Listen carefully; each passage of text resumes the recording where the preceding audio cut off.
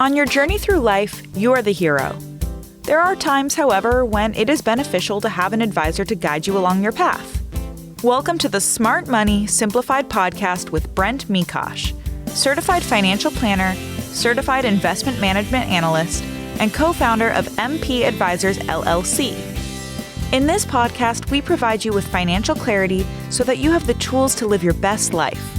Listen in as Brent guides you through creative solutions to various financial problems that business professionals, young adults, and retirees commonly face to make their money work.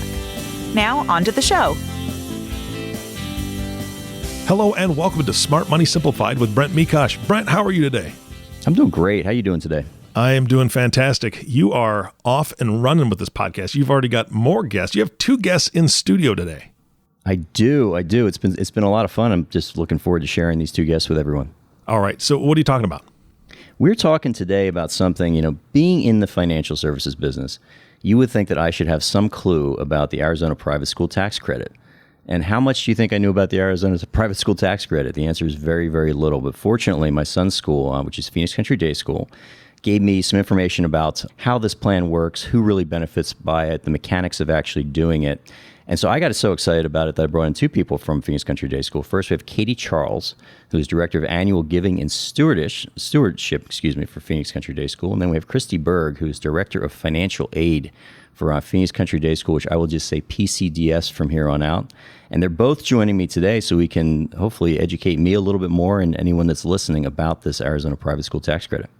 I'm excited to learn about it with you. Excellent. I think we should dive right into it. So Katie, first of all, what is this thing? You're the person that first reached out to me about this Arizona private school tax. First, I just want to thank you for having us. Yeah, so basically, I am the Director of Annual Giving for PCDS, and I work on 2 fundraising efforts each year.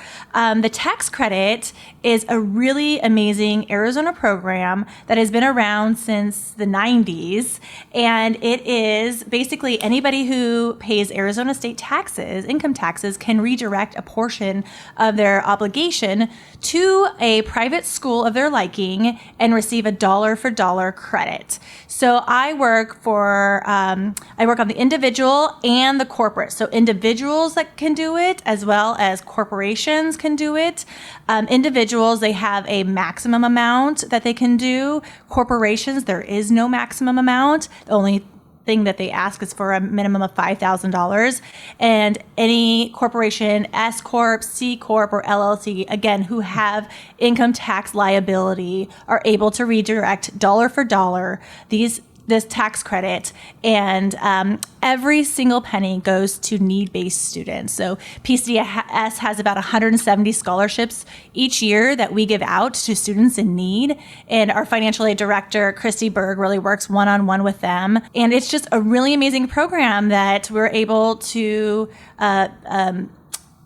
help families in need to be able to really go to great private schools. Arizona has one thing that we do is it has to be directed through a school tuition organization. There's quite a few of them out there. We work directly with a foundation that we've been working with them for 20 years now, and it's been an easy process, and we are just so grateful for Arizona that the legislation has had this great opportunity for our students and our school. This is one of those things that when I first heard about it, it seems like it's too good to be true. Exactly. Because when you first reached out to me about this, my thinking was, okay, it's another deduction. Yep.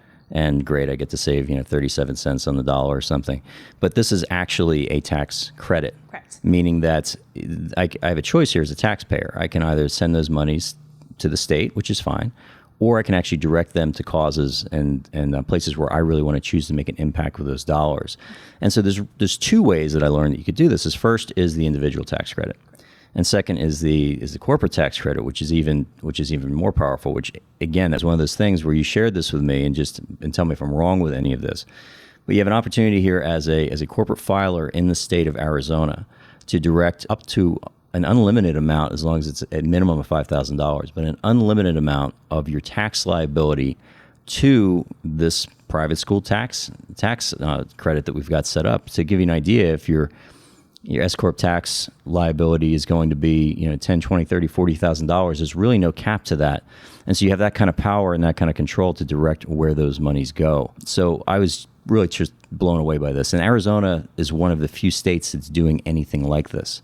Correct. There's a few states following our suit, but we really kind of were the frontier. We started this. Arizona is one of the main states that has started this great program. I know Georgia does it and a few southern states, but yeah, there's not many of them. And it's a really great opportunity. Yeah, and as somebody that now has done it, I can tell you it's a pretty painless process where you essentially make the donation, you get the forms that you file with your tax return, and you're good to go from there.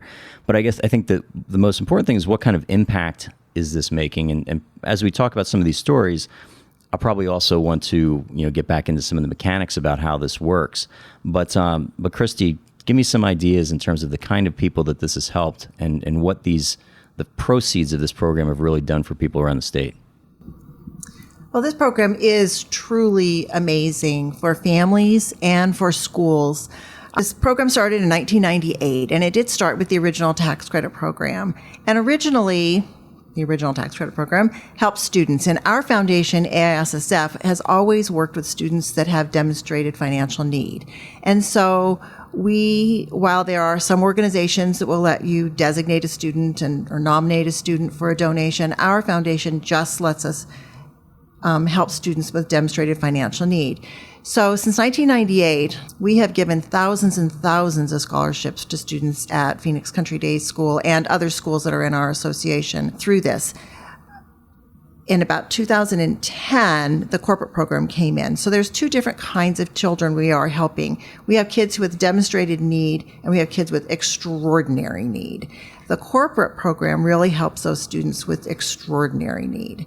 All of these scholarships can be life-changing for students and their families, but one of the programs near and dear to my heart is that corporate program, because we really are letting families make that school choice. If they feel that there is a program that's better for their child, a different way for them to learn, or particularly students who are really, really excelling in their school program and have no other choices but to continue on. I have students who have come to us who have been fearful to go to school because if they raise their hand and answer the questions, they're being marked as a teacher's pet or a do-gooder, and they're really, really bright kids. They come to our school and they are with academic peers that also enjoy learning and want to succeed. Some of our earliest success stories, I was thinking about on my way over here today.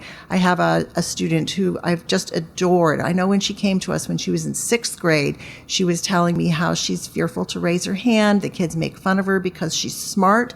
She came to our school and she was smart. She was good. She was a great student. And she really excelled, but she battled a couple of different things. She also battled a family life where parents couldn't understand why she needed to devote so much time to her academics. And so she got a little bit of a struggle there. When she was around in 10th grade, she had some pressure to leave our school because she was spending so much time on schoolwork. Long story short, she finished. She gave her the most moving graduation speech you've ever heard in both Spanish and in English. The first time her parents really came to campus from the day they enrolled her was at her graduation.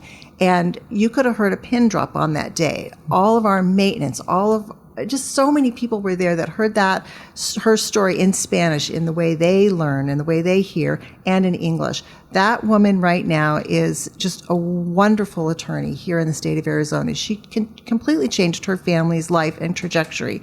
There are other kids that are like that. I made a little list. I've got some kids that I know that are teachers right now, lawyers, some people in the medical profession. So the idea of this program is that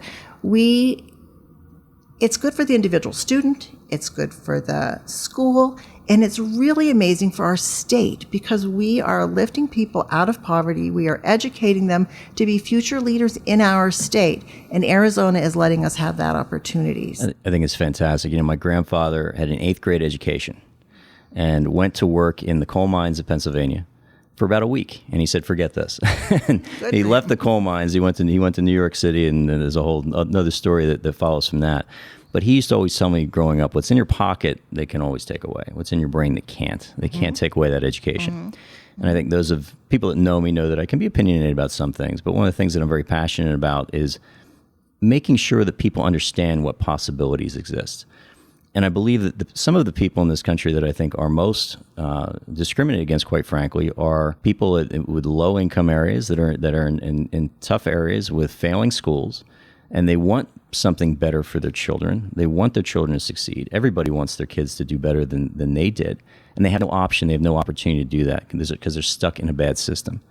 And that's why I think that from the educational standpoint, you're not only obviously teaching people skills, but you're really opening up a whole entire realm of possibilities for them about what they can do with their lives and what can happen from there. And I think that's an incredibly powerful thing. And from the state's perspective, one of the raps that Arizona can get sometimes is, well, why would big companies come here? Because our school system is what it is, at least in terms of the public school ranking. But I think if more companies that were considering relocating to Arizona, which many have in the last year and a half, it's been an incredible period of growth for the state. If they knew that this existed, the opportunity for them to directly impact what education looks like now and in the future in Arizona is incredibly powerful. It really is. The other point that I like to make about this program is that it really helps across the spectrum of families. So we've got our, as we just spoke about, the students that really have high need. This program also can help other families too. That program, the high need program, actually is based on the free and reduced lunch program, but it's up to 345% of what a family's earning is. So it's about a family of four earning $90,000 is who qualifies. So that means the secretary that's sitting out in your lobby could be having her children be able to attend this school because of that, as well as your children attend this school. So it's really helping across that spectrum. Oftentimes, these kinds of programs will help the really, really impoverished student, and that's great. There's a lot to overcome for a student like that to be able to attend a school, particularly like ours.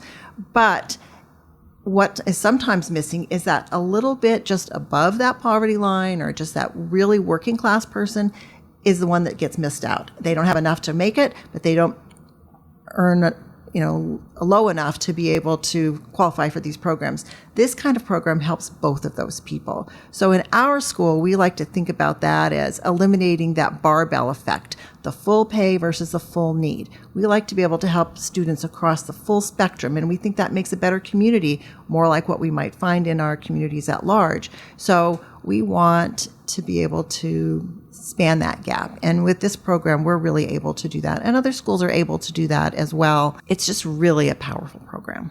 So how students or parents of students that know that there's a need here, that would want to tap into these kind of resources for their children, how do they find out about this program? Well, there's a number of ways. Like Katie mentioned, there are a number of foundations. They're called STOs, Student Tuition Organizations, that are in our state that operate. And they all operate under the guise of the Arizona Department of Revenue, of course, and have regulations they have to follow. But between them, there are other things that they can do. We have a little bit of leeway. Like I said before, our foundation really only works with need-based students. But there are some organizations that are out there, and you can Google, do a Google search and find them.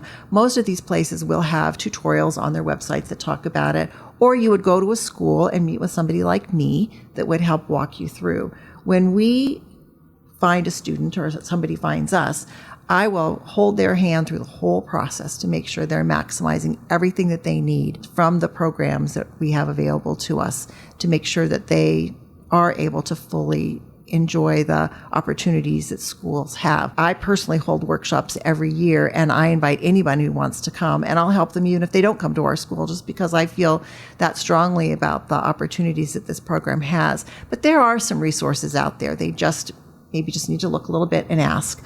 But I think it's great on both sides, for both the person who wants to give a student opportunity or a family to be able to have school choice, and then the actual recipients of that. Now let's talk about that, because I believe that so the STO is essentially the organization that the donation is made to. Correct. And then the paperwork from that organization gets submitted with the Arizona tax return. Correct. You get the credit back based on that.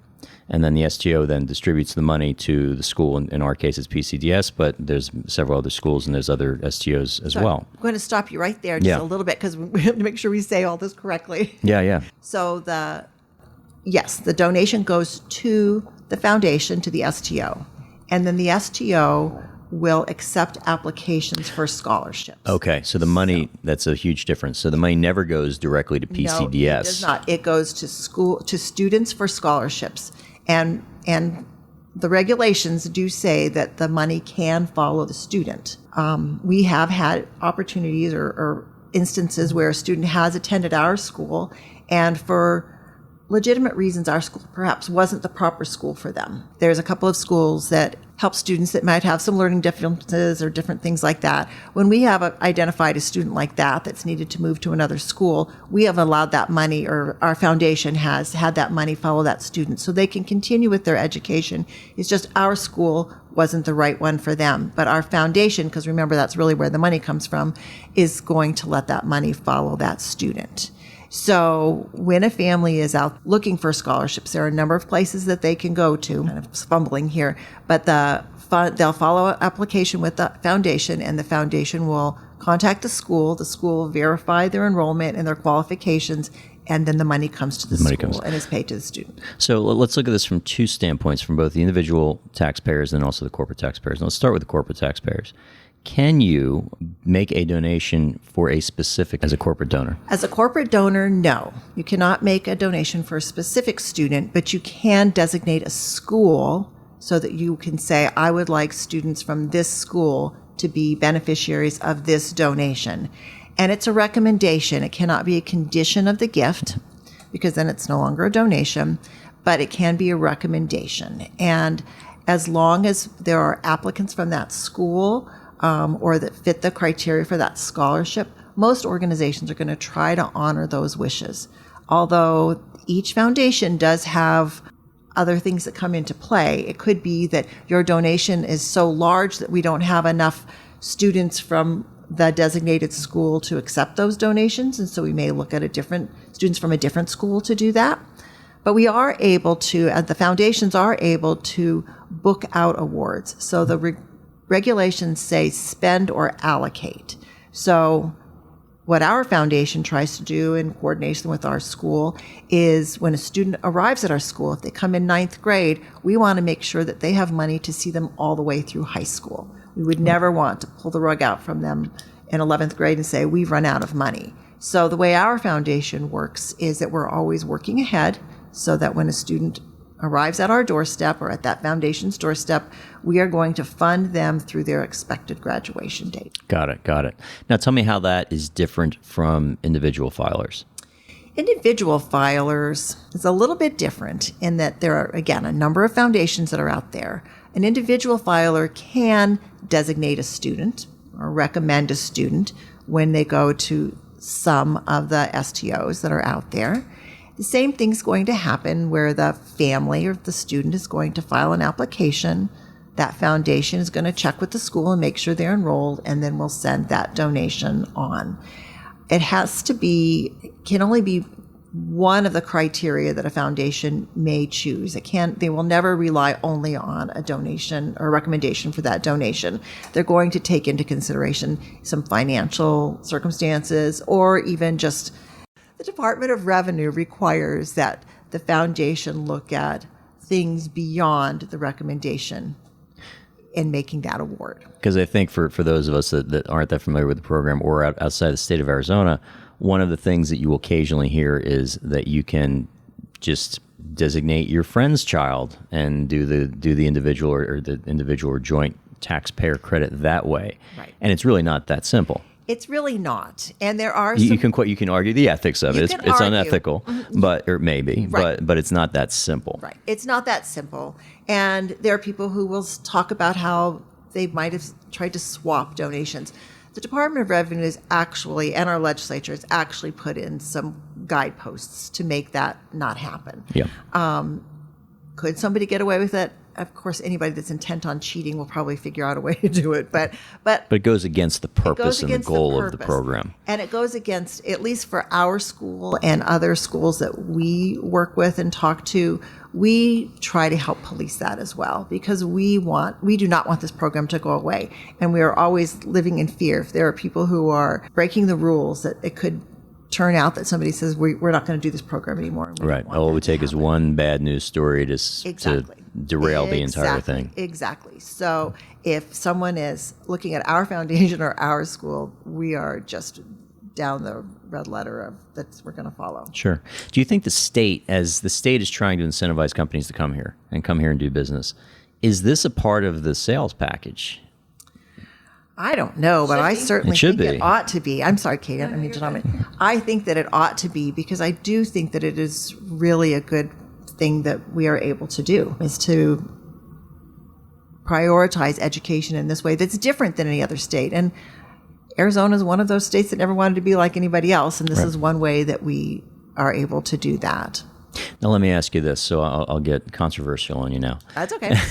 When I was excited about this because it appeals to my libertarian streak and also the streak of me that likes to control where my money goes. Mm-hmm. But I mentioned this to a friend of mine that got very angry about it, because it said, you're directing your taxes now away from public education, which really needs your money.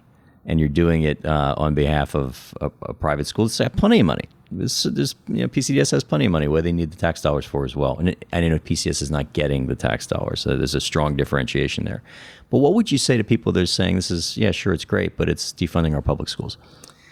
This is really an old saw that has been happening since 1998. Originally and continually, this money has never come out of money that's been earmarked for public schools. It never has. We, as a school and as a foundation, would never do anything to undermine our public school friends. And so this program might come from cleaning up the side of the highway. It might come from other things that Arizona decides to spend their money on, but it's not coming from any money that's earmarked for public school.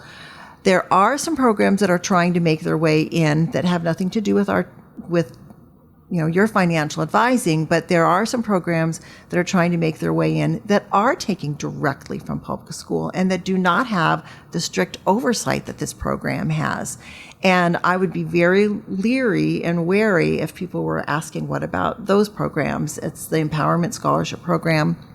And our school does not accept money from that program because it does take money directly from the public schools. Okay. What is we're not here to talk about that today, but real quickly, what that is when you talked a few minutes ago about failing public schools, it has something to do with if you're coming from a failing public school or if your child is diagnosed with a learning difference, there's a way that they'll put a value on that, and they'll say you get a $6,000 scholarship or you'll get a $4,000 scholarship to go to a private school of your choice and unenroll in a public school. Well, that money doesn't really get them into a private school. It doesn't make the way. If all you needed was $4,000 to go to a private school, then you shouldn't be taking that money from public school. That's how we feel about it. Somebody who's really in a failing school, $6,000 isn't going to get them very far in a private school either.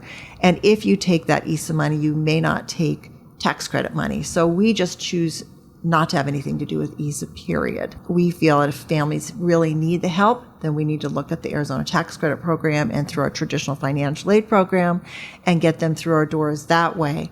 But we do nothing to undermine the public school, nor do we think we should, because we need all good schools in both places. Now, what is PCDS doing and also other private schools doing in terms of, I guess the better question is, what kind of participation rate are you getting from parents of existing students? So I think we're still working on the educational piece of that to our current parents. I would say about 30% only take advantage of this through our foundation, AISSF. So we do have, though, those who have done it, the continuing of it. So parents kids have gone there but have graduated since, they continue to do the tax credit because they have seen that it works and that they're redirecting their dollars.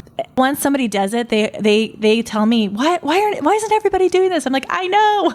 It really is. Like, people think it's too good to be true, but once you do it, it's a no-brainer is what we say. Yeah, I mean, obviously grew up in New Jersey and lived in New York City before coming to Arizona. And I was doing a little bit of research before our conversation today, and there's nothing in those two states that even approaches this. Right. It's pretty unbelievable. And I think that as people, our dollars are our dollars, and I'm a big believer in that. They're ours before they go anywhere, before they go to the grocery store, before they go to the federal government or state government, and they have the ability to direct those dollars where you want them to go to make the maximum impact. I think is a really powerful thing.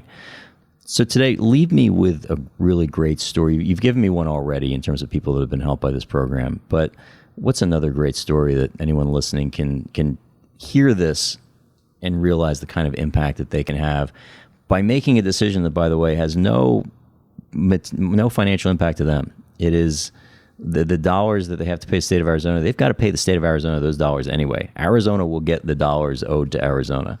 And so if you've got to pay that money, what are some of the things you can do with those dollars, and what kind of power can you have to impact people's lives? So if you have a parting story that you can share with me, I'd love to hear that. So these tax credit programs really can help in a number of ways with families. One other way I'm thinking about is we had a family that was enrolled in our school for several years. It was a great family, really great contributors, wonderful kids, and Dad just dropped dead one day. It was just a terrible situation for this family, and that mom is looking at, what are we going to do now? And it was just so easy when that finally came to me to say, just don't even worry about it. We've got you covered here. We've got all of these opportunities for funding your children. And this is not one worry that I want you to have on your head for the rest of the time. And we've been able to see those two kids through. One will graduate this year, one will graduate in 2 years. And it was just such a comfort. And it's still an outstanding family in our community right now. So it can help parents in that way. A couple of other things. We have another family with kids that came to know our school through swimming, because we have a big aquatic center at our school. And they swam here from when they were just in the tadpoles and kept wondering, what is this place and what is this all about? And this mom, very humble, she's got nice kids, they were great swimmers, they were decent students, and just from sitting on the side of the pool, came to know our school and finally made her way to our school when her kids were in middle school. And they've been great community members. Very active in athletics, brilliant in the robotics program. Recently in one of the plays that we put on, I had no idea that they were able to do that too. But when I look around our school, one of the things I look at is who is making the newsletter, who's making the news in our school, and I pick those kids out and I'm like, tax credit scholar, there's that robotics team, there's that speech and debate team, there's that performance, there's the jazz band, and I don't publicize them, but I can pick those kids out, and I know we're changing lives, and we are making our school community and our state and our city a much better place. I completely agree with that. And again, I'm a product of public schools. I went to public schools my entire life, but I know that when I first learned about PCDS and had my son, it was just very important to me that I wanted to foster that love of learning and love of education. And I think that there are some environments are better to do that. I think PCDS is arguably one of the best environments to do that. But I think that as a parent with a student there, as even a person here in the community that wants to see the state of Arizona be better and wants to attract talent, wants to attract people that are going to move the state forward. Again, I keep going back to knowing that we have some power and control of our dollars to really fund education, bringing the next generation to become future leaders in the state, I think is an incredibly powerful thing. So thank you both, Katie and Kristie, for joining me. Again, this is a program that has totally blown me away that we can do this in the state of Arizona, and I'm just very excited we had an opportunity to share this with everybody today. So thank you so much for carving some time out of your day to talk to me about it. Again, I'm just going to echo that thank you. And Brent, of course, thank you for bringing them on the show. And our last thank you is for you, the listening audience. Thank you so much for tuning in and listening to the Smart Money Simplified podcast with Brent Mikosh. If you have not subscribed to the podcast yet, please click the subscribe now button below. This way, when Brent comes out with a new podcast, it'll show up directly on your listening device. This makes it really easy to share these podcasts with your friends and family. Again, thank you so much for listening today. For everyone at MP Advisors, this is Eric Johnson reminding you to live your best day every day. And we'll see you next time. Thank you for listening to this episode of Smart Money Simplified Podcast. Have any questions about topics covered during the show? Visit www.smartmoneysimplified.com or give us a call at 602-255-0000. 0555. Don't forget to click the follow button below to be notified when new episodes become available. The information covered and posted represents the views and opinions of the hosts and/or guests and does not necessarily represent the views or opinions of Raymond James Financial Services Incorporated. The content has been made available for informational and educational purposes only. The content is not intended to be a substitute for professional financial advice. Always seek the advice of your financial advisor or other qualified financial service providers with any questions you may have regarding your individual situation. Securities are offered through Raymond James Financial Services Incorporated, member FINRA, and SIPC. Investment advisory services offered through Raymond James Financial Services Advisors Incorporated, MP Advisors LLC, is not a broker/dealer and is independent of Raymond James Financial Services.